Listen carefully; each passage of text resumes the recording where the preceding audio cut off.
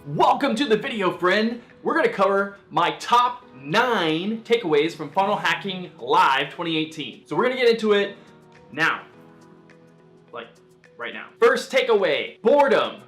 Russell warned about being bored with a funnel just because you've seen it a lot and nobody else has really seen it. And so he said, don't fix what's working. My number 2 takeaway is from Natalie Hodson. Vulnerability equals virality. Little asterisk there, your stuff's gotta be good. If you've got good stuff and you're vulnerable, it equals viralness. That's as close to a formula as you're going to get. Number 3 comes from Russell Brunson. He said, in order to have the conversation domination, you need one of 2 things. Number 1, you need to have something to sell. And number 2, you need to build the shows. And he talked about in Celebrity Apprentice, Arsenio Hall, had to make calls, and he made calls for like 3 or 4 hours and nobody called him back. And then he looked over at another lady on the show and he said, when I had my own show, everybody called me back. Moral of the story, start your show, because if you have a show that gives you credibility and then people will call you back, people will want to do business with you, people will want to have your name in their mouths all the time. That sounded kind of weird, but you know what I'm talking about. Russell said that Instagram is like a reality show, Facebook is your talk show, YouTube is your sitcom, the podcast is kind of like your radio show, which is the most intimate. Now, quite interesting about Instagram, he said, if you try to email somebody 30 to 40 times a day, they're going to call the police on you.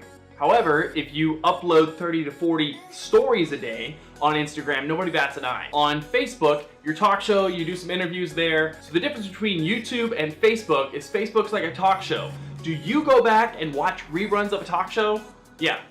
Me neither. But on YouTube, Russell said he treats it like a sitcom because people will go back and watch reruns of sitcoms all day long, forever and ever and ever. Whatever you post on YouTube has got extreme longevity, so build those shows out. Number 4 takeaway is curiosity. So Russell said that as marketers, the best thing that we have is curiosity. So a quick tactic for you is don't tell them what it is, more than likely tell them what it isn't, and you'll get a lot more people wondering what's up. My number 5 takeaway from Funnel Hacking Live is from Dave Lindenbaum, and he said this very sweet, short sentence, and he said, clarity trumps persuasion. I know from my own experience and from working with mentors of my own that a confused prospect doesn't buy. So clarity trumps persuasion. Just make it very clear what they're going to get, how things are going to help them, and how their life is going to be better. The more clear you are, the more you'll sell. James P. Friel has my 6th takeaway. He said,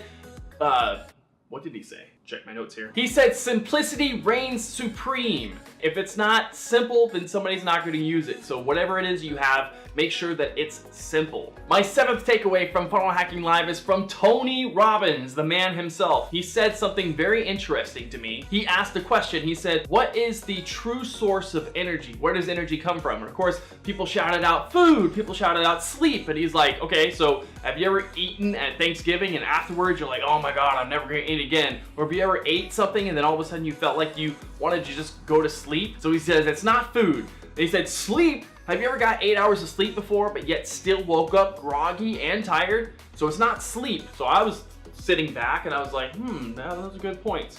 So where does energy come from, Tony? He said, your energy comes from your psychology, your mindset, and your habit. This makes me think about Aristotle's quote, where success is a habit. Paraphrase. If we get into the habit of having high energy, get into the habit of seeing things as optimistic, having growth mindset, and making it a habit of just showing up and doing the things that we know are going to lead to success, then that's what's going to give us a lot of energy. And especially for us funnel hackers, right? Because we're going to need that.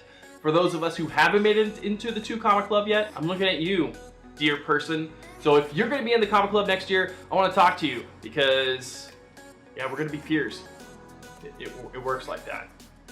My 8th takeaway from Funnel Hacking Live comes from Russell again. 80% of sales is handling limiting beliefs, which is just a fancy way of saying handling objections. In his perfect webinar and in the live presentation that he gave at Funnel Hacking Live, where like 20% of the room rushed to the back in order to buy his new thing, and I think people were saying that he made like $3 million in that time frame, which I don't know about you, but I mean, like, come on, like $3 million, chump change. Handling limiting beliefs is a huge part of sales. Somebody's got to break through that themselves in order to believe that they can get the result that you're saying that they can get. And number 9 takeaway comes from Allison Prince following along this idea of limiting beliefs. She said, get over yourself. It's not about you. Launch your funnel, get out there and start helping people, because no matter where you're at, no matter if you're scared, if you're uncertain, if you don't have the confidence, none of that matters based on the impact that you want to be able to make in the world. So click my face up there, which leads to my business page, like my page, and follow me for more straight fire when it comes to marketing online and especially on Facebook. I'll see you next time.